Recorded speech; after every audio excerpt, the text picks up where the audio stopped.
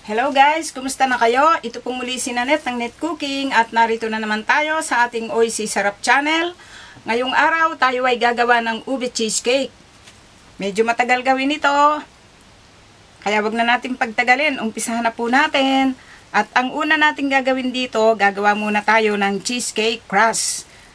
At ang kailangan natin sa paggawa ng ating cheesecake crust, kailangan po natin ng biscuit base. Pwede rin tayong gumamit dito ng graham crackers crumbs.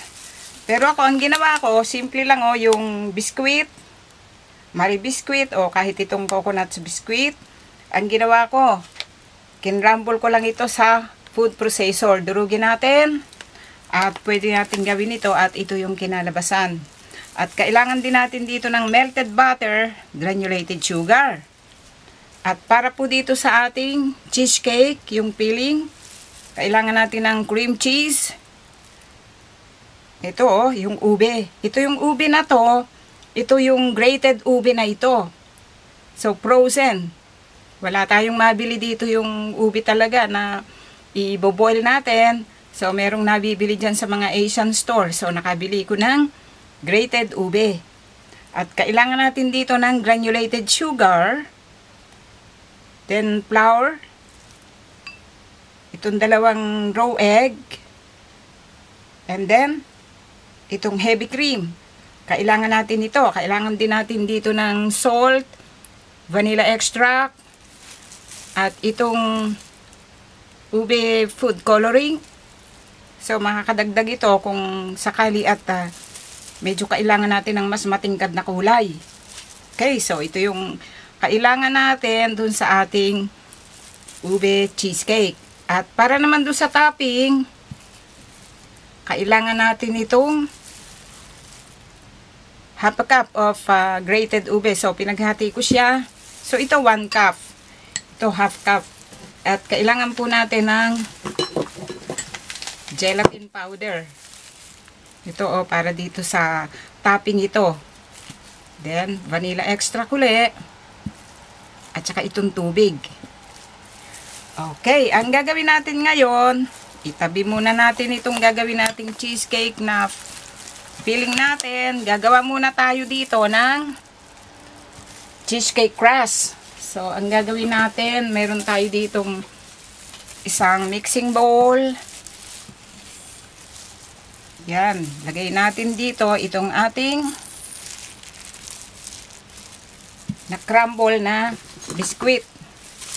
At dito, lagyan natin itong granulated sugar. This is 2 tablespoons. Ganyan lang natin, At dito, lalagyan po natin ito ng butter. So, yung aking tablespoon.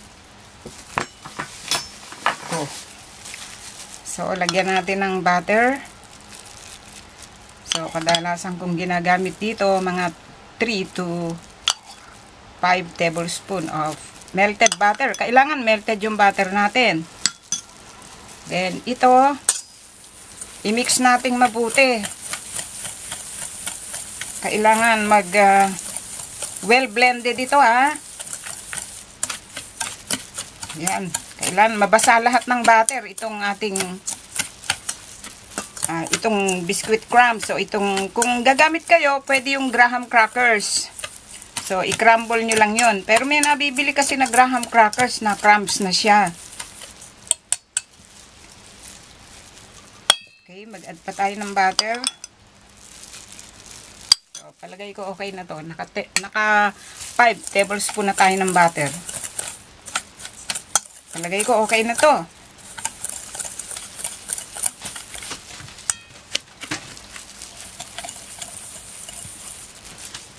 Then dito, tabi muna natin itong ube na to.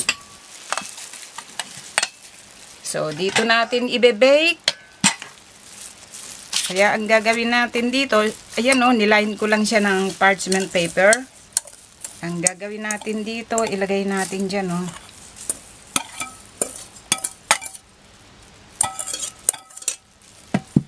distribute natin ganyan, Pantayin lang natin yung thickness niya ha. Kailangan pantay ang thickness nito. Okay. Gusto nyo, kamayin nyo.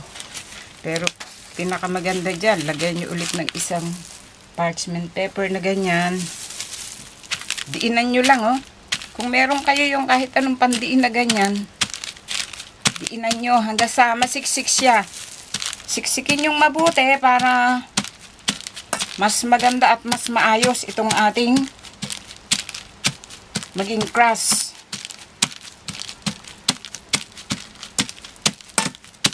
Okay. So, ayusin natin mabuti ito. Kailangan kasi madiin ang mabuti yan eh. Okay, so palagay ko okay na to. Then ngayon, ang gagawin natin dito, i-oven natin. Lalagay natin sa oven. At ito ay i-bake lang natin ng mga 10 minutes. Okay, painitin natin yung oven. Mga 180 Celsius. At i-bake natin ito for 10 minutes. Okay. Okay, i-bake natin ito sa oven. So, ang gagawin nating susunod, para mabilis tayo, i-prepare na natin itong gelatin. Lagyan natin yung gelatin dyan, yung powder gelatin. Then, lagyan natin ng tubig. Pabayaan lang natin dyan yan. Dito, lulutuin natin mamaya yung ating ube, yung pang topping natin. Lagay lang natin dito sa tabi. Okay, then ang gagawin natin ngayon, i-bake muna natin yung ating cheesecake crust. Okay, at ang gagawin nating susunod, so meron tayo dito yung juice mixer. Ang gagawin lang natin,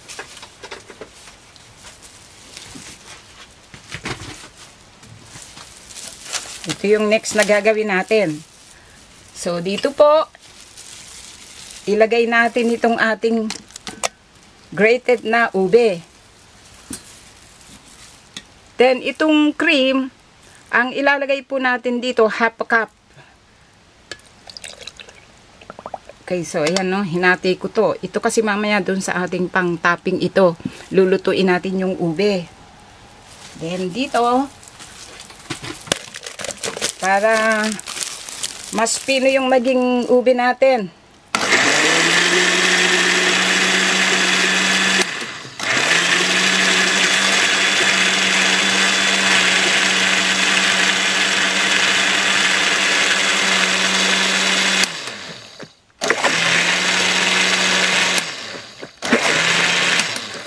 Okay, so okay na po ito. Ayan no. Talagang pinong-pino na itong ating ube. Well blended na siya. So, gagawa na tayo ng filling natin dito sa ating cheesecake. Okay. Tabi muna natin itong tayo ng ating cheesecake filling. So, narito yung mga kailangan natin. So, narito yung ating ube, oh. Medyo nag-light siya kasi yung cream na nilagay natin. Pero ito po ay lalagyan natin ng kulay na ube. Ito flavoring. Para nun mas tumingkad siya ng konti. Kasi magla-light pa ito pagka nalagay dito. Ngayon, ang gagawin natin, so itong 1 cup of sugar, tsaka ito yung flour, at tsaka yung salt. Pagsama-samahin lang natin.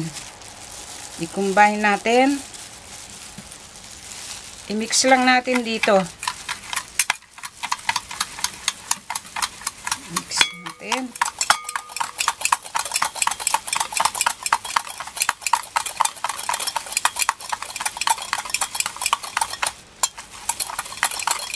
Okay na to. Kasi konti lang yung flour na ginamit natin. Kaya hindi natin kailangang i-sifted pa ito. Okay? So, ang gagawin natin, itabi muna natin. Then, ang gagawin po natin dito, itong ating cream cheese. So, narito yung cream cheese natin. I-break lang natin ito. Break natin.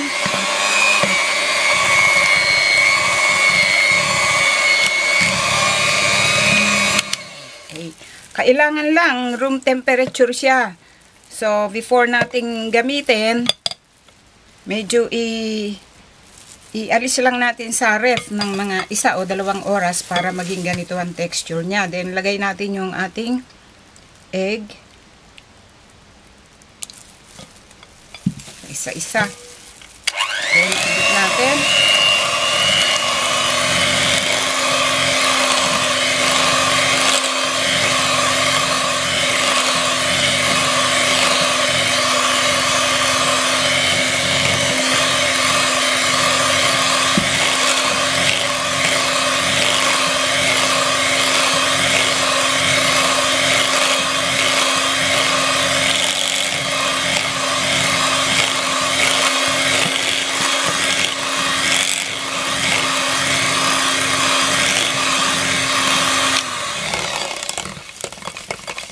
Okay, so tingnan nyo, oh, 'di ba? Dapat ganyan siya, oh, ang texture niya. Kaya kailangan yung cream cheese soften siya para noon mas madaling gamitin. Then dito po, ilalagay natin itong ating sugar mixture.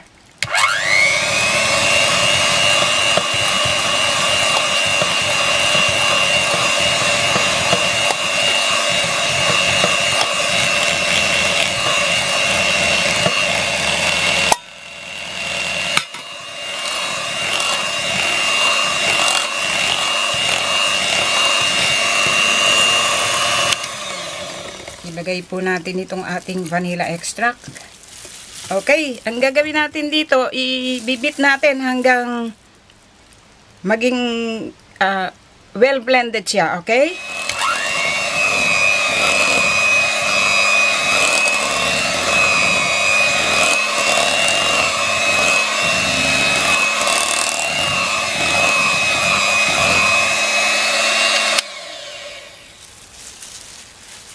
Okay, so kailangan po ganito ang maging texture niya, oh.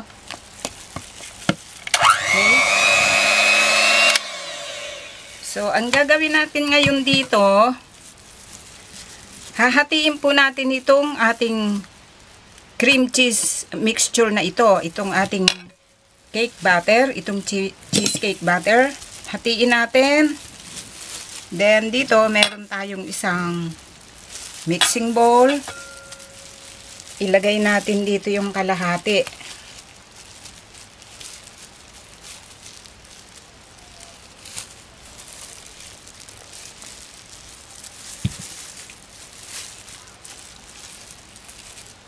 Okay, then itong natira, dito ilalagay po natin itong ating hatiin pa natin kasi dadami ito eh. Okay. Then dito, ilalagay natin itong ating ube. Yan, no?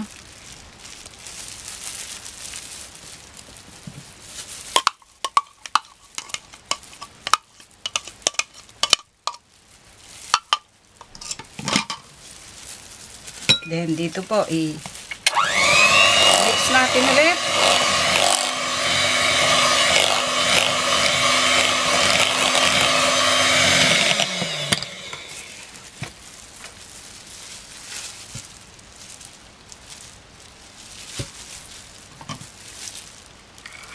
Hanin natin itong gilid. Sayang yan. Haluin natin mabuti. Then ngayon, medyo nag-light yung pagka-ube. Lagyan po natin ito ng ube flavoring. Okay, yan. Mga ilang drops. Depende sa inyo kung gaano katingkad ang gusto nyong kulay. Then,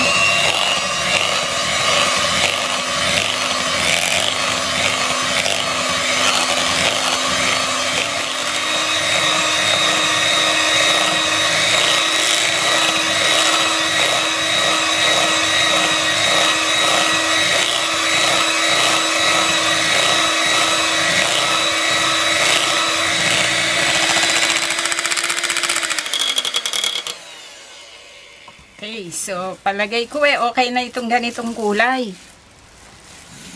So, narito na yung ating ube. Ang gagawin natin, so ngayon, narito po yung itong ating crust for ating cheesecake. Yan o. So, nilagay natin dito sa isang lalagyanan. So, ang gagawin natin, tabi muna natin ito. Lagay natin dito. Dito natin i-bake kasi. Then dito, itong ating mixture, yung white, kasi ito, yung thicken siya, mas matiken siya kaysa doon sa may ube. So, ito yung ilalagay natin sa ilalim. Yan. Para noon, siguradong hindi siya magmi-mix doon sa ube. So, ayusin lang natin mabuti dito sa baking pan. So, ito po ay i-bake natin. Siguro mga 1 oras. 45 to 60 minutes po. Painitin natin yung ating oven sa 180 Celsius. And i-bake po natin ito 45 to 60 minutes. Ganyan ang ginagawa ko tuwing gumagawa ako ng ganito. So, ayusin natin mabuti.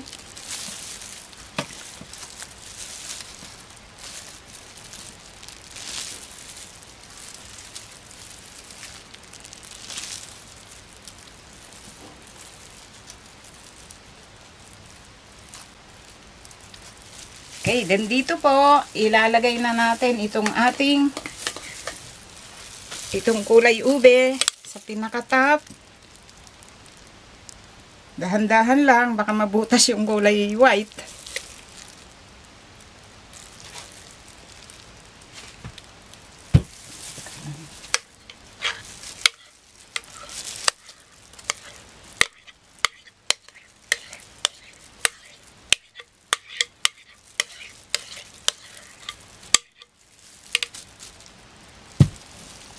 Okay, then ngayon, ilagay na natin.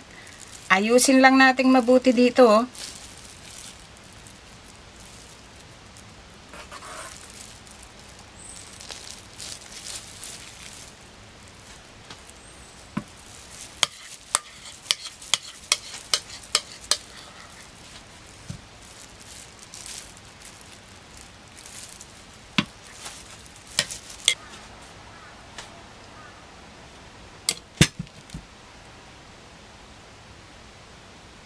Okay, then ngayon, ready to bake na po itong ating cheesecake.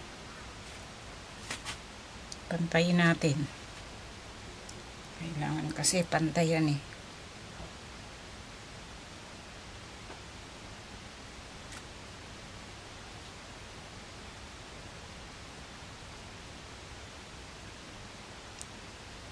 Okay. So, ang gagawin natin, dito sa isa pa nating baking pan. So, meron tayo dito yung boiling water ito. Kakukulo lang. Lalagyan natin. Yan. Then, i-bake na natin. Okay, maghihintay na lang po tayo. I-bake na po natin itong ating ube cheesecake.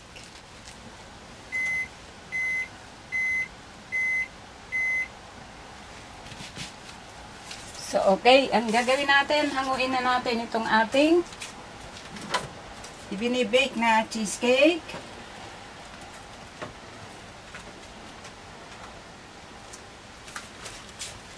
Okay, then narito na.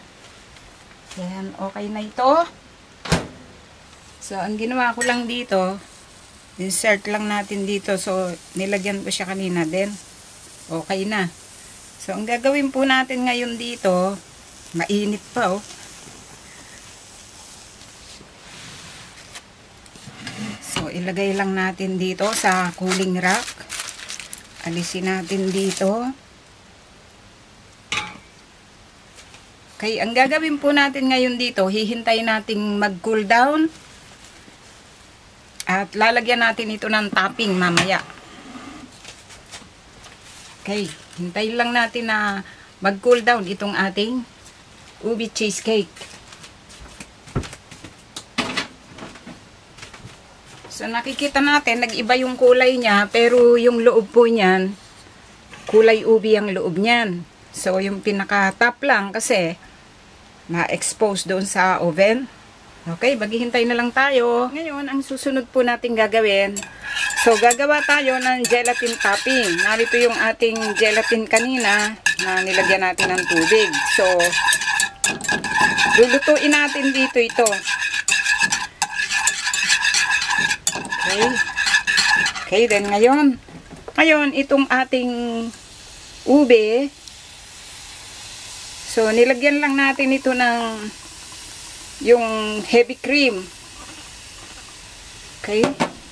Lutuin natin dito. Gagawa tayo ng gelatin topping. So, lagyan natin ng sugar.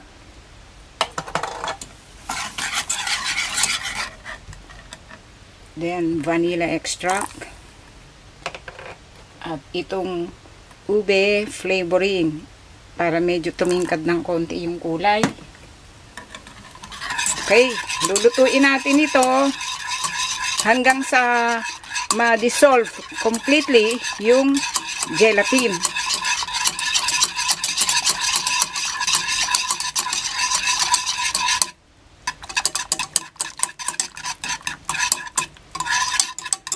Okay, itong kulay na to, okay na to. Kung gusto nyo ng mas matingkad, mag-add pa kayo ng kulay. Pero para sa akin, okay na itong ganitong kulay. Okay, ang gagawin lang natin dito, wag nating tigilan yung paghalo para hindi magbuo yung gelatin. So, kailangan low heat lang tayo dito. Okay, then ngayon, okay na ito. So, i-turn off na natin yung heat. At ang gagawin po natin ngayon dito, ilalagay natin doon sa pinaka-top ng ating at ngayon ube po, narito na yung ating ube cheesecake. After na na-bake natin, pagkaraan ng 1 oras, nag-cool down na siya. O, nakita natin.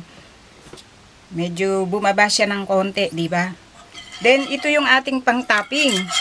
So, ang ginawa natin dito, wag muna natin ilalagay ito ng mainit na mainit. Medyo pinalamig ko muna mga 10 minutes. Wag naman nating masyadong pagtatagalin kasi baka magbuo na yung gelatin. So, ang gagawin natin, ilalagay natin dito sa top nitong ating baked ube cheesecake.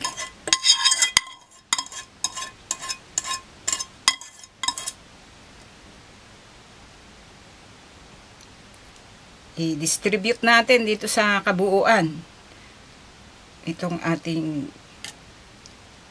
baked ube cheesecake.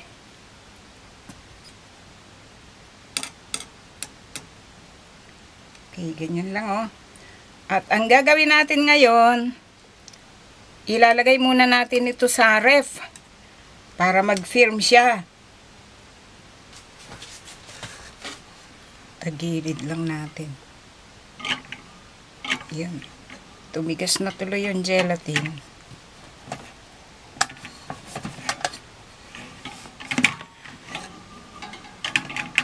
So, okay na to. Okay, lagay na natin sa ref. Okay. At ngayon, pagkaraan po ng halos magli-5 oras sa pagkakalagay natin sa ref, itong ating ube cheesecake. So, narito na oh, nag-firm na siya. Okay, ang gagawin natin ngayon dito, so itong gilid, meron tayo dito yung spatula, paraanan lang natin yan. Kahit dito sa, yan o, ganyan lang. Okay, at ngayon, itabi muna natin ito. Meron tayo ngayon dito isang serving plate. Aalisin natin ngayon dito ito.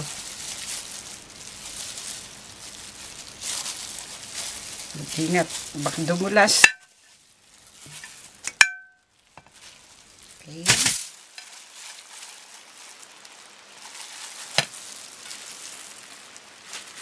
Okay, ito ngayon yung ating ube cheesecake. At ngayon po, ito ang kinalabasan sa pagkakagawa po natin dito po sa ating ube cheesecake. Ang ginawa natin dito, so in-slice ko lang yung kalahati kasi may pagbibigyan ako. At meron tayo dito yung cherries, optional lang ito. So nilagyan ko lang doon sa pinaka-center niya. At meron tayo yung whipped cream. Kasi yung whipped cream ay nabibili dito, ayan o, ready to use na ito. So, nilagyan ko lang yung top. Pero ito po ay optional lang. Kung wala naman, okay din. Masarap po ito. I-try nyo po.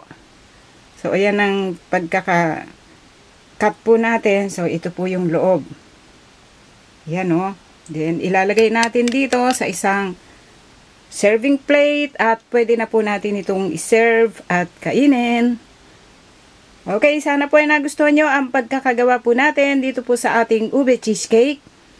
Marami pong salamat. Ito pong muli si Nanette ng Net Cooking. Dito pa rin po sa ating Oisy Sarap Channel. Thank you po. Bye!